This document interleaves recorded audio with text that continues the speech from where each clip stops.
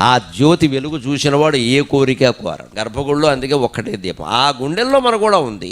అందుకే గర్భగుడి మన గుండె గుడి. మన గుండెల్లో కేవలం ఊపిరి తప్ప ఏమీ ఉండదు. గర్భగుడిని కూడా మీరు గమనించండి, గాలి తప్పితే ఇంకేం ఉండదు. అక్కడ ప్రత్యేకించి కిటికీలు పెట్టారు. గర్భగుడిలో చెమట పడుతుంది, పట్టాలి, అది ఇరుగ్గానే ఉంటుంది, అలాగే ఉండాలి. ఊరందరు వెళ్ళి భజన చేయడం కుదరదు అక్కడ గర్భగుడిలో. బయట చేసుకో మండపంలో. హిందువుల గర్భగుడి అంటే అర్థం హిందువుల గుండె గుడి. మన గుండె ఎలా ఉంటుందో దేవుడి గుడిలో గర్భగుడి అలాగే ఉంటుందమ్మా. మిగిలిన బయట మందిరం మండపం ఎలా ఉంటుందో మన శరీరం అలాగే. అంచేత దేహో దేవాలయ ప్రోక్త అని శంకరాచార్య చెప్పిన మాట పరమ సత్యం.